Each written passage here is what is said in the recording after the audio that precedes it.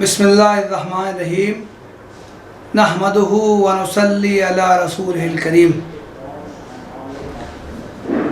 आज हम इंशाअल्लाह सूरह बनी इसराइल का मुताला करेंगे।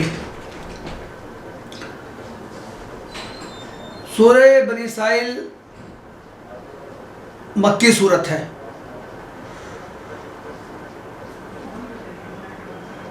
सूरतों की मुख्तलिफ़ एतबारात से जो तक़सीमें की गई हैं उसमें एक तक़सीम मक्की और मदनी की है। मक्का और मदीना असलन दो शहरों के नाम हैं, लेकिन ये तक़सीम शहरों के एतबार से नहीं है बल्कि ये तक़सीम ज़माना के एतबार से। जो सूरतें मदीना हिजरत से पहले नाजिल हुई, चाहे वो मक्के में नाजिल हुई हों या मक्के से बाहर नाजिल हुई हों, कहीं भी नाजिल हुई हों, लेकिन उनको मक्की सूरत कहा जाता है। इसी तरह मदीना हिजरत के बाद जो सूरतें नाजिल हुई हैं उनको मदनी सूरत कहा जाता है। सूरह बनी इसराइल का शुमार मक्की सूरतों में होता है। फिर किसी सूरत का मुताला करने से पहले ये भी देखा जाता है कि ये मक्की या मदनी दौर के किस ज़माने में नाज़िल हुई थी। इस एतबार से देखा जाए तो सूरह बनी इसराइल मक्की दौर के आखिरी ज़माने में नाज़िल हुई थी। इस बात की तायीन की कोई सूरत कब नाज़िल हुई है, दो ज़रियों से किया जाता है। एक ज़रिया दाखिली होता है, दूसरा ज़रिया खारजी होता है। खारजी ज़रिए का मतलब यह है कि बाज़ अहादीस से, सीरत के बाज़ वाक़यात से मालूम होता है कि फ़लाँ सूरत फ़लाँ मौके पर नाज़िल हुई। और दाखिली ज़रिए का मतलब है कि सूरत ही के अंदर कुछ ऐसे सबूत मौजूद होते हैं, कुछ ऐसे दलाइल मौजूद होते हैं जो ये तय कर देते हैं कि ये सूरत किस ज़माने में नाज़िल हुई। चुनांचे सूरह बनी इसराइल का जो आगाज़ ही होता है, औज़ु बिल्लाहि मिनश शैतानिर रजीम, सुब्हानल्लज़ी असरा बिअब्दिही लैलन मिनल मस्जिदिल हराम। पहली ही आयत में इसरा का तस्करा है। गोया कि ये सूरत वाक़ई इसरा के बाद नाजिल हुई है। और सीरत की किताबों से ये मालूम होता है कि वाक़या इसरा हिजरत मदीना से 1 साल पहले पेश आया था। गोया कि इससे ये मुतय्यन हो जाता है कि सूरह बनी इसराइल मक्की दौर के आखिरी ज़माने में नाजिल हुई थी। मक्की दौर 13 साल पर मुहित है। ये गोया कि बेशत नबवी के 12वें साल इस सूरत का नुज़ूल हुआ था।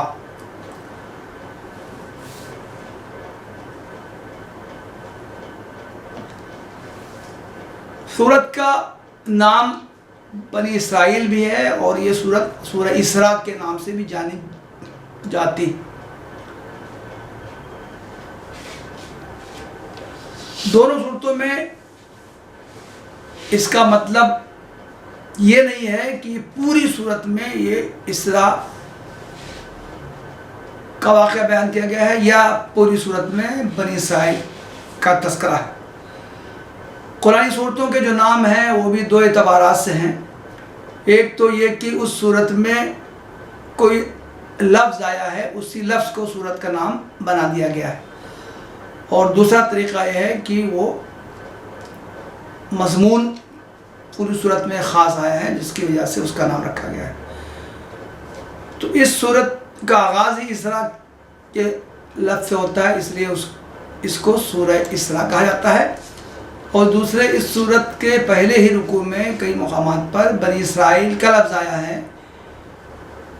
बनी इसराइल के बाज़ वाक़यात की तरफ इशारा किया गया है, इस वजह से भी इस सूरत को बनी इसराइल कहते हैं।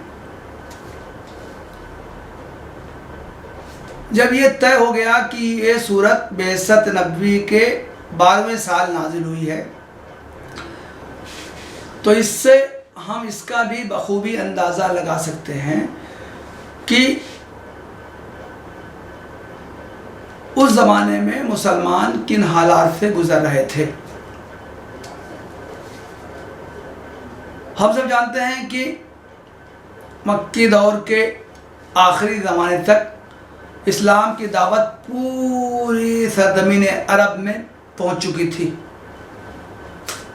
مخلص مسلمانوں کا ایک مضبوط گروہ تیار ہو گیا تھا جو ہر طرح سے خطرات کا مقابلہ کرنے کے لیے آمادہ تھا۔ اسلام کی حفاظت میں، اسلام کی مدافعت میں، اسلام کی اشاعت میں وہ جی جان سے ہر طرح کے قربانی دینے پر تیار تھا۔ اسی طرح مدینہ میں بھی خاصے لوگ اسلام قبول کر چکے تھے۔ مدینہ کا نام اس وقت یثرب تھا۔ 2 بڑے قبیلے اوس اور خزرج کے وہاں تھے۔ ان دونوں قبیلوں کی بڑی تعداد اسلام قبول کر چکے تھے۔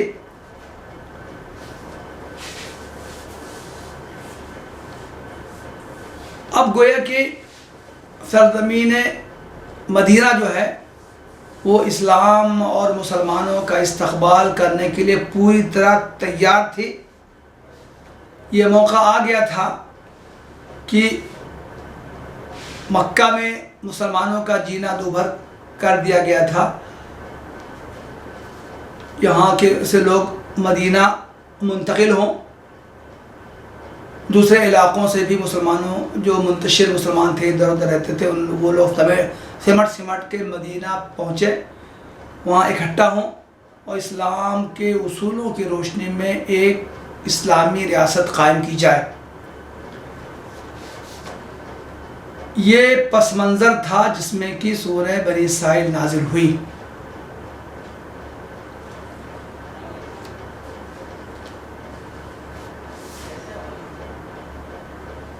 اس صورت میں 12 رکوع ہیں۔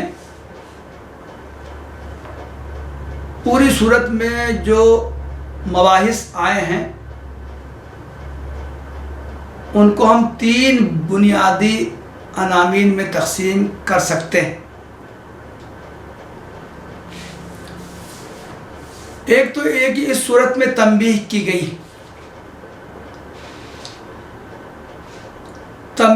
ہے کفار مکہ کو، ان کے سامنے بنی اسرائیل کا تذکرہ کیا گیا ہے، ان کے سامنے دوسری قوموں کا تذکرہ کیا گیا ہے۔ حضرت نوح علیہ السلام کے بعد سے جتنے قومیں آئیں ان کا تذکرہ کیا گیا ہے، اور ان کو تنبیہ کی گئی ہے کہ گزشتہ قوموں کے انجام سے عبرت حاصل کرو۔ یہ قومیں بڑی شان و شوکت والی تھیں، بڑے کر و فر والی تھیں، ان کا تمدن بڑا ترقی یافتہ تھا، لیکن جب انہوں نے اللہ تعالیٰ کی نافرمانی کی، کفر و شرک کی روش اختیار کی، تو ان کو صفحہ ہستی سے نیست و نابود کر دیا گیا۔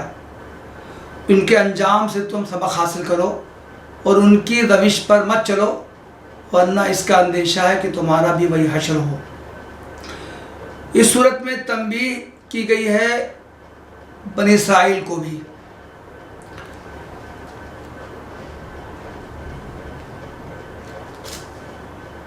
اس لیے کہ مدینہ میں متعدد یہودی قبیلے رہتے تھے۔ ایک حیثیت سے مدینہ پہنچنے سے پہلے ہی بنی اسرائیل کو بھی تنبیہ کی گئی کہ تم اپنے گزشتہ تاریخ سے عبرت حاصل کرو۔ متعدد مواقع پر تم نے اللہ تعالیٰ کی نافرمانی کی، چنانچہ تم اس کے برے انجام سے دوچار ہوئے۔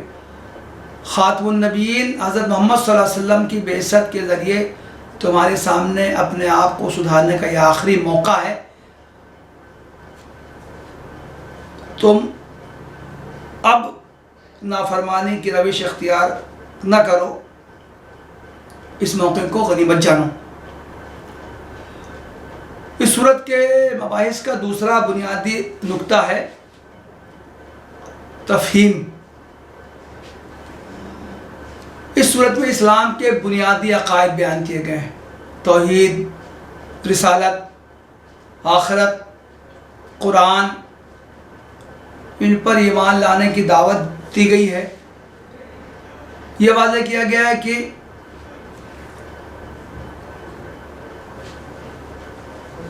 فلاح اور خسران کا دار و مدار کن چیزوں پر ہے۔ اسلام کے بنیادی عقائد کے بارے میں جو کفار مکہ جو شبہات ظاہر کرتے تھے، ان شبہات کا تذکرہ کر کے ان کا ازالہ کیا گیا ہے، اور یہ منکرین حق کی زجر و توبیخ کی گئی ہے۔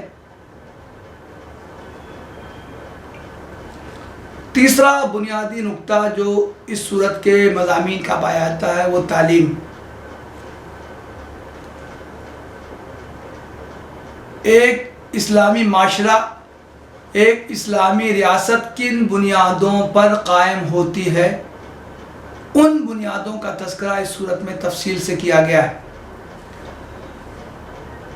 خاندان کی تشکیل کیسے ہوتی ہے، والدین کے حقوق کیا ہیں، مسافر، مسکین، رشتہ دار، ان کے حقوق کیا ہیں، سماج کے غریب جو لوگ ہیں ان کی مدد کیسے کرنی چاہیے، کسی کو مال دولت حاصل ہو تو اس کو اترانا نہیں چاہیے، فضول خرچی نہیں کرنا چاہیے، قتل اولاد سے منع کیا گیا ہے، زنا کی حرمت بیان کی گئی ہے، یتیم کے مال کی حفاظت کی تاکید کی گئی ہے، ناپ تول میں کمی سے روکا گیا ہے۔ تو گویا کہ یہ ایک صالح تمدن کس طرح تشکیل پاتا ہے، ان باتوں کا تذکرہ کیا گیا ہے۔ اس صورت کے تاریخی پس منظر مباحث پر روشنی ڈالنے کے بعد اب میں انشاءاللہ صورت کے مضامین کا بھی تذکرہ کروں گا اور اس کی کچھ وضاحت کی کوشش کروں گا۔ جیسا کہ میں نے بتایا کہ سورت کا آغاز ہی واقعہ اسراء سے ہوتا ہے۔ سبحان الذی اسریٰ بعبدہ لیلا من المسجد الحرام الی المسجد الاقصی الذی بارکنا حولہ لنریہ من آیاتنا انہ هو السمیع البصیر۔ پاک ہے وہ جو لے گیا ایک رات اپنے بندے کو مسجد حرام سے دور کی اس مسجد کی طرف جس کے ماحول کو اس نے برکت دی ہے تاکہ اس سے اپنی کچھ نشانیوں کا مشاہدہ کرائے۔ حقیقت میں وہی ہے سب کو سننے اور دیکھنے والا۔ اس آیت میں اسراء کا تذکرہ کیا گیا۔ اس تعلق سے دو الفاظ آتے ہیں، اسراء اور معراج۔ اسراء کا مطلب ہے مسجد حرام سے مسجد اقصی تک جانا، اور معراج کہتے ہیں مسجد اقصی سے آسمان کی بلندیوں پر جانا۔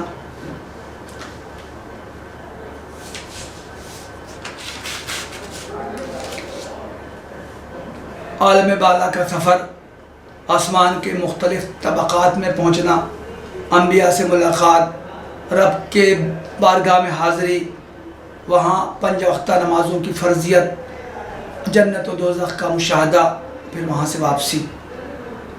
تو اسراء کا تذکرہ تو ظاہر ہے کہ اسی صورت میں آیا ہے، لیکن معراج کے واقعے کی تفصیلات احادیث میں ملتی۔ یہ حدیث بہت سے صحابہ سے مروی، چنانچہ حدیث کی کتاب میں تقریباً 25 صحابہ کے نام آتے ہیں جن سے کہ معراج کے مختلف واقعات بیان کیے گئے ہیں۔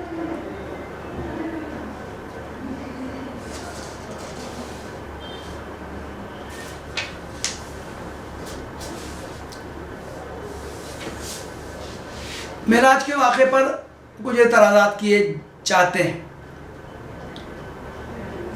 ایک اعتراض تو یہ مشہور کیا جاتا ہے کہ آخر اللہ تعالیٰ سے ملنے کے لیے ایک خاص مقام پر جانے کی ضرورت ہی کیا پڑ گئی. اللہ تعالیٰ جب ہر جگہ موجود ہے تو اس کو ایک خاص کیفیت کے ساتھ ایک خاص جگہ لے جانے کی ضرورت کیا پڑی. اس کا جواب یہ ہے کہ اللہ تعالیٰ اپنی شان اپنی ذات میں تو اطلاقی حیثیت رکھتا ہے، وہ ہر جگہ موجود ہے، وہ شہرک سے بھی زیادہ قریب ہے، اس کو ہر ایک کی خبر ہے. لیکن بندوں میں انسانوں کی ایک محدودی حیثیت ہوتی ہے، محدود حیثیت ہوتی ہے، تو مخلوق کی کمزوریوں کی بنا پر اللہ تعالیٰ بعض واسطے اختیار کرتا ہے.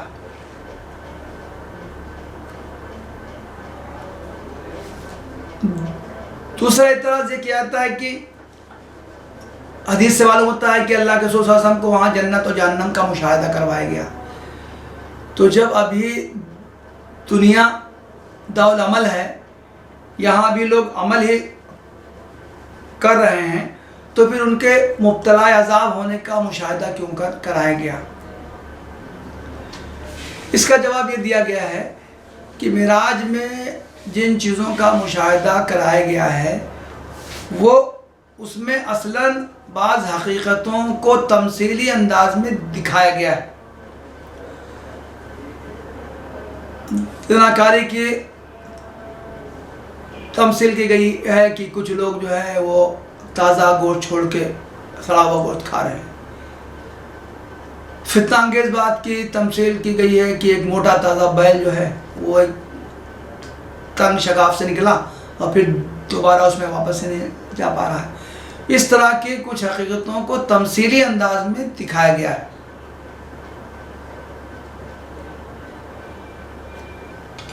بعض لوگ واقع معراج کا انکار کرتے ہیں. وہ کہتے ہیں کہ صرف اسراء کے واقعے کو ہم مانتے ہیں جس کا تذکرہ قرآن میں ہے، معراج کا تذکرہ حدیث میں ہے، اس کو ماننا ضروری نہیں. اس تعلق سے یہ بات واضح کرنے کی ہے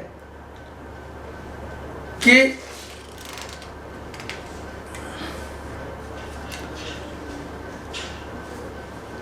اتنی احادیث میں واقع معراج کا تذکرہ ہے کہ اس کو ماننا ضروری ہے، اس کا انکار ممکن نہیں ہے.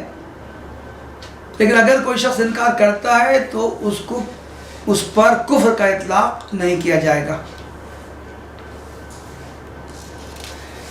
ایک بحث یہ آتی ہے کہ کیا اسراء و معراج اللہ کے رسول صلی اللہ علیہ وسلم کے جسم کے ساتھ ہوئی تھی یا روح کے ساتھ ہوئی تھی؟ حقیقت میں آپ کو لے جایا گیا تھا یا خواب میں آپ کو یہ چیزیں دکھائی گئی تھی؟ اس تعلق سے تفصیلی بحث کتابوں میں موجود ہے. خلاصے کے طور سے یہ سمجھ لینا کافی ہے کہ جمہور کے نزدیک اللہ کے رسول صلی اللہ علیہ وسلم اپنے بدن اور روح دونوں کے ساتھ تشریف لے گئے تھے. یہ واقعہ حقیقت میں پیش آیا تھا. ایسا نہ یہ بات صحیح ہے کہ آپ کی صرف روحانی مشاہدہ کروایا گیا تھا، اور نہ یہ بات صحیح ہے کہ صرف خواب میں ان چیزوں کا مشاہدہ کروایا گیا تھا. آگے بنی اسرائیل کا تذکرہ ہے. وَآتَيْنَا مُوسَى الْكِتَابَ وَجَعَلْنَاهُ هُدًى لِبَنِي إِسْرَائِيلَ أَلَّا تَتَّخِذُوا مِن دُونِي وَكِيلًا. ہم نے اس سے پہلے موسیٰ کو کتاب دی تھی اور اس سے بنی اسرائیل کے لیے ذریعہ ہدایت بنایا تھا، اس تاکید کے ساتھ کہ میرے سوا کسی کو اپنا وکیل نہ بنانا. ذُرِّيَّةَ مَنْ حَمَلْنَا مَعَ نُوحٍ إِنَّهُ كَانَ عَبْدًا شَكُورًا. تم ان لوگوں کی اولاد ہو جنہیں ہم نے نوح کے ساتھ کشتی پر سوار کیا تھا، اور نوح ایک شکر گزار بندہ تھا. آگے کی آیتوں میں بنی اسرائیل کی تاریخ سے دو واقعات کا تذکرہ کیا گیا ہے. وَقَضَيْنَا إِلَىٰ بَنِي إِسْرَائِيلَ فِي الْكِتَابِ لَتُفْسِدُنَّ فِي الْأَرْضِ مَرَّتَيْنِ وَلَتَعْلُنَّ عُلُوًّا كَبِيرًا.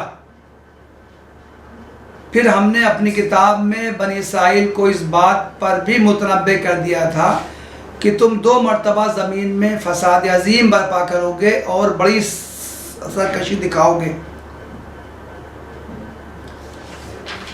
آگے کی آیت میں اس کی تفصیل پیش کی گئی۔ فَإِذَا جَاءَ وَعْدُ أُولَاهُمَا بَعَثْنَا عَلَيْكُمْ عِبَادًا لَنَا أُولِي بَأْسٍ شَدِيدٍ فَجَاسُوا خِلَالَ الدِّيَارِ وَكَانَ وَعْدًا مَفْعُولًا۔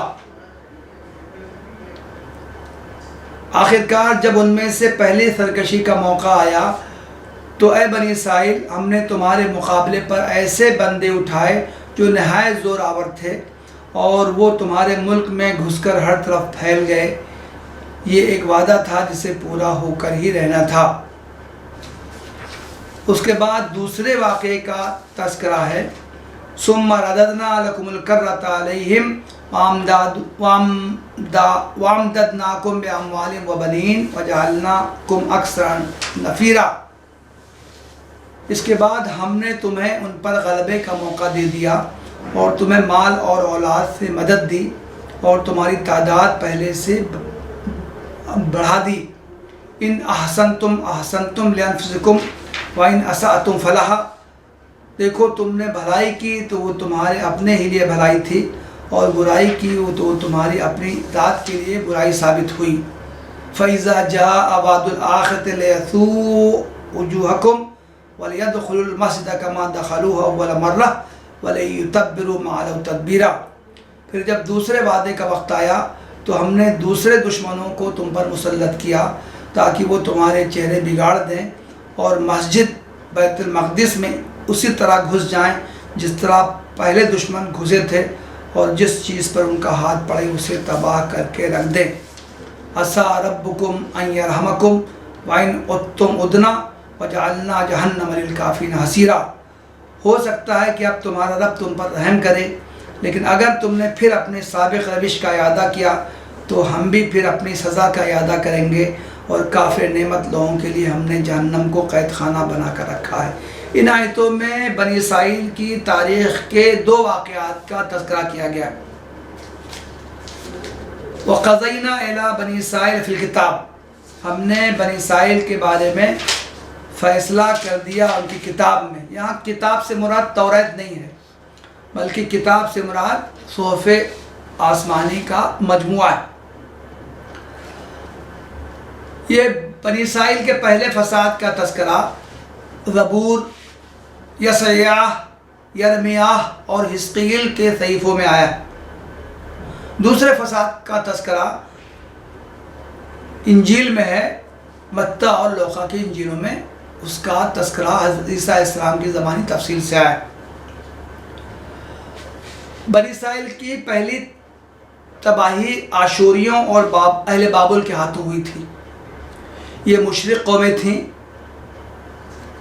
یہ بنی اسرائیل جہاں آباد تھے ان کے اطراف میں آباد تھیں۔ حضرت موسیٰ علیہ السلام کی ہدایت تھی کہ ان قوموں کو جو مشرک ہیں، جو بت پرست ہیں، جو ظالم ہیں، ان سے وہ جنگ کریں اور ہلاک ان کو کر دیں، لیکن بنی اسرائیل نے اس ہدایت پر عمل نہیں کیا، چنانچہ یہ قومیں ان کے اطراف میں قائم رہیں۔ بعد میں یہ قومیں طاقتور ہوتی گئیں۔ انہوں نے خود بنی اسرائیل پر پے در پہ حملے کیے۔ بعد میں طالوت، حضرت داؤد اور حضرت سلیمان علیہ السلام کے زمانے میں بنی اسرائیل کو عروج حاصل ہوا، لیکن حضرت سلیمان علیہ السلام کے بعد پھر بنی اسرائیل میں انتشار پیدا ہوا، ان کی طاقت کمزور ہو گئی اور ان کی سلطنت کے 2 حصے ہو گئے۔ شمالی فلسطین میں جو سلطنت قائم رہی وہ سلطنت اسرائیل کہلائی، اور جنوبی فلسطین میں جو سلطنت قائم رہی وہ سلطنت یہودیہ کہلائی۔ 8ویں صدی قبل 721 قبل مسیح میں آتا ہے کہ اشوریوں نے سلطنت اسرائیل کا خاتمہ کر دیا، ہزاروں لوگوں کو قتل کیا اور بہت سے لوگوں کو جلا وطن کر دیا۔ یہ جنوبی فلسطین کی جو سلطنت تھی، سلطنت یہودیہ، وہ کچھ دن اور باقی رہی، چنانچہ 587 قبل مسیح میں یہ بھی سلطنت تباہ و برباد کر دی گئی، ہیکل سلیمانی کو پیوند خاک کر دیا گیا اور تمام یہودیوں کو ادھر ادھر تتر بتر کر دیا گیا۔ جو بنی اسرائیل کی جو پہلی تباہی جس کا تذکرہ آیا ہے، یہ اس تباہی کی طرف اشارہ ہے۔ بعد میں پھر حضرت عزیر علیہ السلام کا زمانہ آتا ہے، انہوں نے دین موسوی کی تجدید کا کام کیا۔ ایرانی فاتح سائسرس نے بابل کو جب فتح کیا تو یہودیوں کو دوبارہ آباد ہونے کی اجازت دے دی۔ اس طرح بیت المقدس پھر آباد ہوا، یہودی مذہب اور تہذیب کا وہ مرکز بنا، جس کا کہ تذکرہ ان آیات میں کیا گیا ہے۔ ثم رددنا لکم الکرۃ علیہم وامددناکم باموال وبنین۔ لیکن پھر دوبارہ بنی اسرائیل شرک میں مبتلا ہوئے، بت پرستی میں مبتلا ہوئے، مشرک عورتوں سے انہوں نے شادی کی، اس کے نتیجے میں ان کے اندر معاشرتی خرابیاں، برائیاں پیدا ہوئیں اور وہ اپنی زوال کی انتہا کو پہنچ گئے۔ چنانچہ بعد میں پھر وہ زوال کا شکار ہوئے۔ چنانچہ 70 عیسوی میں آتا ہے کہ رومی سلطنت کا حکمراں ٹیٹوس تھا، اس نے پھر یروشلم پر حملہ کیا، زبردست تباہی مچائی، قتل عام کیا، ہزاروں لوگوں کو غلام بنا لیا، یروشلم کے شہر کو تباہ و برباد کر دیا اور ہیکل سلیمانی کو بھی مسمار کر دیا۔ تو یہ تاریخ کے جو یہ دو واقعات ہیں، یہ ثابت ہے، ان دونوں واقعات کی طرف ان آیات میں اشارہ کیا گیا ہے، اور گویا کہ ان کی تاریخ کے اس حوالے کے بعد یہ کہا جا رہا ہے کہ تم نے جب جب اللہ تعالیٰ کی ہدایت سے منہ موڑا، شرک میں مبتلا ہوئے، بت پرستی تک میں تم مبتلا ہوئے، تمہاری سماجی زندگی تباہ و برباد ہو گئی، تم نے دوسرے انسانوں پر ظلم کیا، تمہارا اتحاد اتفاق پارا ہوا، تو 2 مرتبہ تم کو بری طرح تمہارے دشمنوں نے تباہ و برباد کیا۔ گویا کہ اس طرح قرآن نے ان کو آئینہ دکھایا ہے کہ اگر آئندہ بھی تم نے اسی طرح حق کو قبول کرنے سے آناکانی کی اور مختلف سماجی اخلاقی برائیوں میں مبتلا رہے تو پھر تمہارا یہی حشر ہو سکتا ہے۔ اگلی آیت میں خطاب بدلتا ہے، اللہ تعالیٰ فرماتا ہے ان ھذا القرآن یہدی للتی ہی اقوم ویبشر المؤمنین الذین یعملون الصالحات ان لہم اجرا کبیرا۔ یہ قرآن جو نازل کیا جا رہا ہے یہ تو سیدھی راہ دکھاتا ہے،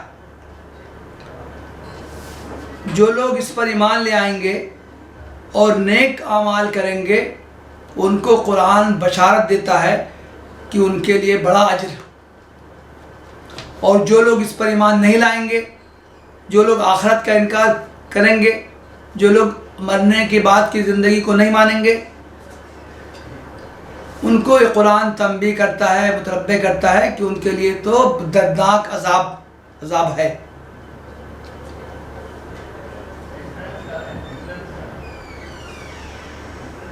اگلی آیت میں کہا گیا وَيَدْعُ الْإِنسَانَ بِالشَّرِّ دُعَاءَهُ بِالْخَيْرِ۔ انسان کا معاملہ بھی عجیب غریب ہے، وہ شر کو اس طرح مانگتا ہے جس طرح خیر مانگنا چاہیے۔ اصلاً اس کا خطاب مشرکین سے بھی ہے اور مومنین سے بھی ہے۔ مشرکین کفار مکہ سے تو یہ ہے کہ وہ اللہ کے رسول صلی اللہ علیہ وسلم کی دعوت پر کہا کرتے تھے کہ تم جن چیزوں سے ڈراتے ہو، اللہ کے عذاب سے ڈراتے ہو، لے آؤ۔ تو قرآن نے تنبیہ کی ہے کہ یہ لوگ اتنے جری ہیں کہ اللہ تعالیٰ کے عذاب سے ڈرتے نہیں ہیں، اس کا بھی مطالبہ کرتے ہیں، تو یہ تو بڑے جلد باز واقع ہوئے ہیں۔ اس آیت کا خطاب اہل ایمان سے بھی ہے۔ اہل ایمان بھی جب مختلف پریشانیوں کا شکار ہوتے تھے، کفار ان کو ستاتے تھے، اذیتیں پہنچاتے تھے، تکلیف دیتے تھے، تو وہ بھی عاجز آ کر کہنے لگتے تھے اللہ صلی اللہ علیہ وسلم سے کہ اللہ کے رسول کب اللہ کی مدد آئے گی، یہ کافر مشرک کب ہلاک کیے جائیں گے۔ تو ان کو بھی تنبیہ کی گئی کہ یہ جلد بازی تمہارے مناسب نہیں ہے، اللہ تعالیٰ کی حکمت ہے، مصلحت ہے کہ وہ لوگوں کو ڈھیل دیتا ہے، مہلت دیتا ہے۔ جو لوگ کفر اور شرک کرتے ہیں، جو لوگ ظلم کرتے ہیں، اللہ تعالیٰ ان کو ایک دم ہلاک نہیں کر دیتا ہے، ہلاک کرنے میں ان کو جلدی نہیں کرتا ہے، بلکہ ان کو مہلت دیتا ہے، یہاں تک کہ جب ان سے خیر کو، حق کو قبول کرنے کی امید ختم ہو جاتی ہے تو پھر اللہ تعالیٰ ان پر عذاب بھیجتا۔ آگے کی آیتوں میں کچھ کائنات کی نشانیاں بیان کی گئی جو کہ اللہ تعالیٰ کی صفات پر دلالت کرتی۔ وَجَعَلْنَا اللَّيْلَ وَالنَّهَارَ آیَتَيْنِ فَمَحَوْنَا آیَةَ اللَّيْلِ وَجَعَلْنَا آیَةَ النَّهَارِ مُبْصِرَةً۔ ہم نے رات اور دن کو نشانیوں کی حیثیت سے بنایا ہے۔ رات کی نشانی کو ہم نے بے نور بنایا ہے اور دن کی نشانی کو روشن کیا ہے۔ مہونا کے لفظ محو مٹانے کو کہتے ہیں، لیکن یہاں پر چونکہ ہے کہ دن کی نشانی کو ہم نے روشن بنایا ہے۔ وَجَعَلْنَا آیَةَ النَّهَارِ مُبْصِرَةً، اس کے مقابلے میں چونکہ مہونا کا لفظ آیا ہے، اس کا مطلب ہے کہ رات کو ہم نے بے نور بنایا ہے، دن کی نشانی کو روشن بنایا ہے تاکہ تم اپنے رب کا فضل تلاش کر سکو۔ قرآن کریم کی ایک خاص تعبیر ہے، رب کا فضل تلاش کرنے کا مطلب ہوتا ہے کہ روزی حاصل کر سکو، زندگی کی دوڑ دھوپ میں شامل ہو سکو۔ وَلِتَعْلَمُوا عَدَدَ السِّنِينَ وَالْحِسَابَ، اور تم سالوں، ماہ و سال کا حساب معلوم کر سکو۔ گویا کہ دن رات دن رات دن رات جو آگے پیچھے آتے ہیں، اس کی ایک تو یہ حکمت ہے کہ دن میں آدمی دنیاوی مصروفیات میں رہے، دنیاوی کام کر سکے، اور دوسرا مقصد یہ ہے کہ اس سے تاکہ ماہ و سال کا حساب بھی لگایا جا سکے۔ وَكُلَّ شَيْءٍ فَصَّلْنَاهُ تَفْصِيلًا، اور ہر چیز کو ہم نے الگ الگ ممیز کر کے رکھا ہے۔ یہ بھی ایک بہت اہم بات اس آیت میں کہی گئی ہے۔ اس میں کہا گیا ہے کہ کائنات کا پورا جو کارخانہ ہے وہ اختلاف، امتیاز اور تنوع پر مبنی ہے۔ اگر یک رنگی ہوتی تو اس میں تم کو مزہ نہ آتا، اس میں زندگی کا لطف نہ ہوتا۔ اسی طرح ہم نے انسانی مزاجوں میں بھی اختلاف رکھا ہے، اسی طرح ہم نے لوگوں کے رجحانات میں، سوچنے سمجھنے کے انداز میں، عقائد میں بھی اختلاف رکھا ہے۔ اللہ تعالیٰ اس بات پر قادر تھا کہ تمام لوگوں کو مومن ایمان والا بنا دیتا، لیکن اللہ تعالیٰ نے ایسا نہیں کیا ہے۔ اللہ تعالیٰ نے انسانوں کو اختیار دیا ہے، کچھ لوگ ایمان قبول کرتے ہیں، کچھ لوگ ایمان نہیں قبول کرتے ہیں۔ تو اس دنیا کی جو رنگینی ہے، لوگوں کے مزاجوں میں، سوچنے سمجھنے کے انداز میں، رجحانات میں، عقائد میں جو فرق ہے، یہ اللہ تعالیٰ کی حکمت اور مصلحت کے مطابق۔ اگلی آیت ہے وَكُلَّ إِنسَانٍ أَلْزَمْنَاهُ طَائِرَهُ فِي عُنُقِهِ، ہم نے ہر انسان کا شگون اس کے گلے میں لٹکا رکھا ہے۔ وَنُخْرِجُ لَهُ يَوْمَ الْقِيَامَةِ كِتَابًا يَلْقَاهُ مَنشُورًا، اور ہم قیامت کے روز ایک نوشتہ اس کے لیے نکالیں گے جس سے وہ کھلی کتاب کی طرح پائے گا۔ اقرأ کتابک کفیٰ بنفسک اليوم علیک حسیبا، پڑھ اپنا نام اعمال، آج اپنا حساب لگانے کے لیے تو خود ہی کافی۔ اس آیت میں ایک بہت اہم بات کہی گئی، یہ اس میں کہا گیا ہے طائر کے معنی شگون۔ لوگ اس زمانے میں کہ پرندہ اڑاتے تھے، اگر یہ دائیں طرف اڑے گا تو اچھا شگون ہے، بائیں طرف اڑے گا تو برا شگون ہے۔ طائر کے لفظ شگون کے معنی میں اسی لیے لیا گیا ہے۔ یہاں کہا گیا ہے کہ نادان لوگ جو ہیں وہ اپنی قسمت کے شگون خارجی اسباب میں تلاش کرتے ہیں، جبکہ حقیقت میں ان کا شگون ان کے اپنے اندر موجود ہے. ان کی خوشبختی یا ان کی بدبختی کے جو اسباب ہیں ان سے باہر نہیں ہیں بلکہ ان کے اندر موجود ہیں. ان کو اپنا جائزہ لینا چاہیے اور یہ دیکھنا چاہیے کہ وہ جو اعمال کر رہے ہیں وہ ان کے لیے خوشبختی لانے والے ہیں یا ان کی بدبختی کو ثابت کرنے والے ہیں. من اہتدی فإنما یہتدی لنفسہ ومن ضل فإنما یضل علیہا ولا تزر وازرۃ وزر اخری وما کنا معذبین حتی نبعث رسولا. جو کوئی راہ راست اختیار کرے اس کی راست روی اس کے اپنے ہی لیے مفید ہے اور جو گمراہ ہو اس کی گمراہی کا وبال اسی پر ہے. کوئی بوجھ اٹھانے والا دوسرے کا بوجھ نہ اٹھائے گا اور ہم عذاب دینے والے نہیں ہیں جب تک کہ لوگوں کو حق و باطل کا فرق سمجھانے کے لیے ایک پیغمبر نہ بھیج دیں. بہت اہم باتیں ان آیات میں کہی گئی. ہر شخص اپنے کاموں کا ذمہ دار ہے. اچھا کرے گا تو اچھا پھل پائے گا، برا کرے گا تو برا پھل پائے گا. کوئی شخص جو راستہ اختیار کرے گا اس کے اپنے لیے فائدہ مند ہے. کوئی شخص جو گمراہی کو اختیار کرے گا اس کا وبال اسی کے اوپر پڑے گا. لا تزر وازرۃ وزر اخری. کوئی بوجھ اٹھانے والا دوسرے کا بوجھ نہیں اٹھائے گا. یہ آیت قرآن کریم میں مختلف مقامات پر آئی. سورہ انعام، سورہ فاطر، سورہ الزمر، سورہ النجم اور یہ 5واں مقام یہ سورہ بنی اسرائیل کا یہ 5 مقامات پر یہ بات کہی گئی. لا تزر وازرۃ وزر اخری. کوئی شخص دوسرے کا بوجھ نہیں اٹھائے گا. جو شخص اس دنیا میں جیسے کام کرے گا اسی کے مطابق اس کو آخرت میں اجر ملے گا. اچھا کام کرے گا تو اچھا اجر ملے گا، برے کام کرے گا تو برا اجر ملے گا. اور کہا گیا کہ ہم اس وقت تک عذاب نہیں دیتے جب تک کہ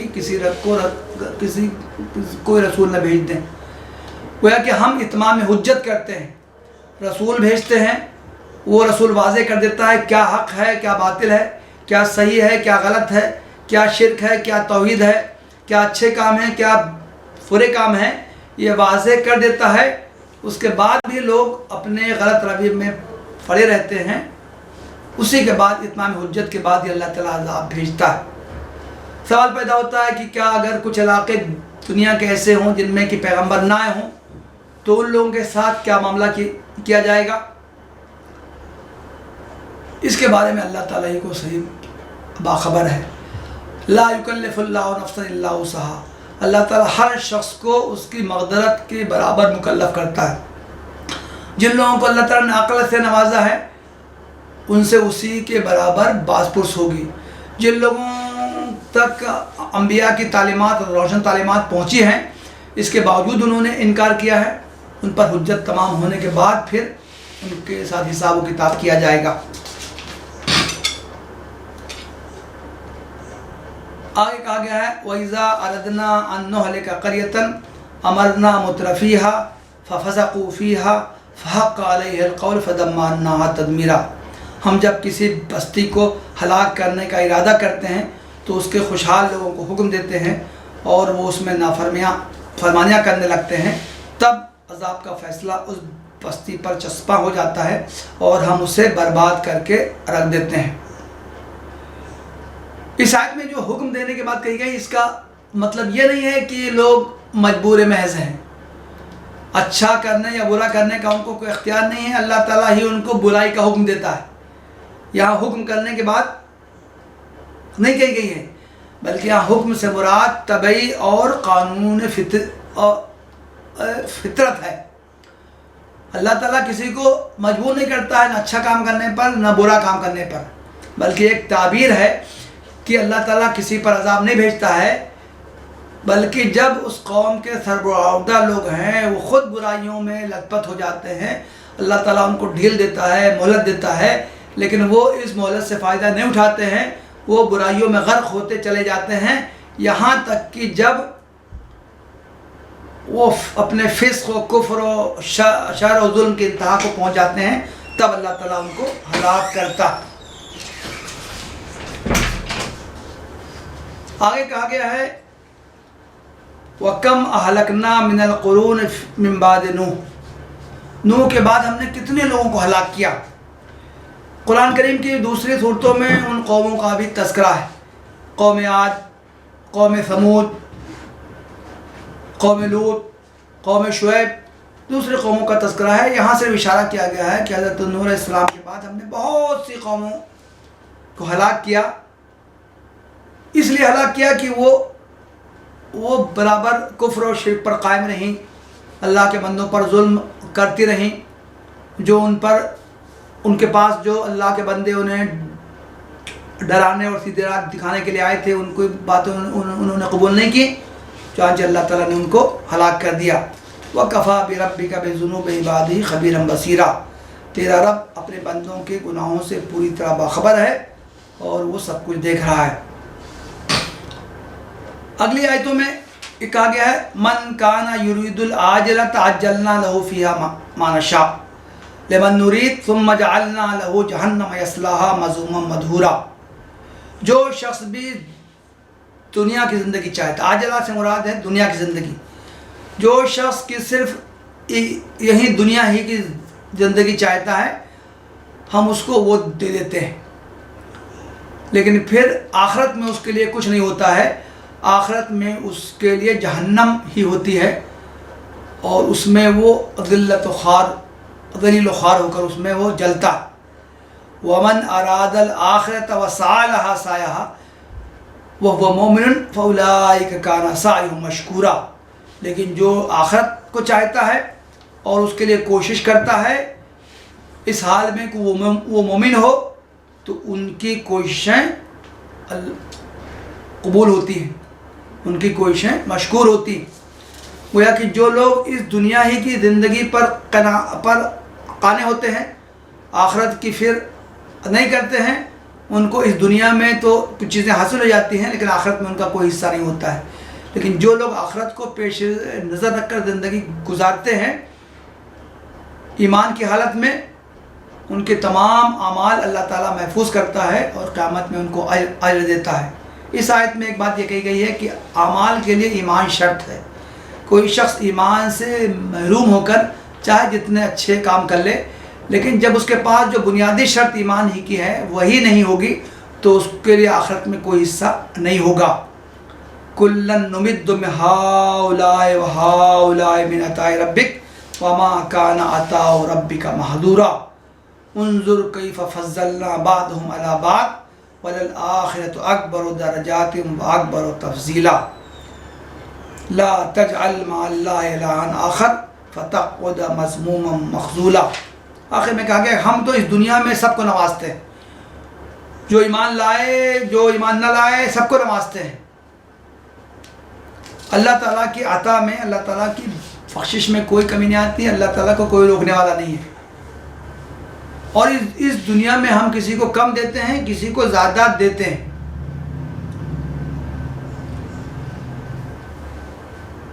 اللہ تعالیٰ کی بخشش و عطا پر کوئی کسی کو پابندی عائد کرنے کا حق نہیں ہے، اللہ تعالیٰ کی حکمت ہے۔ اسی طرح آخرت میں بھی لوگوں کے درجات ہوں گے۔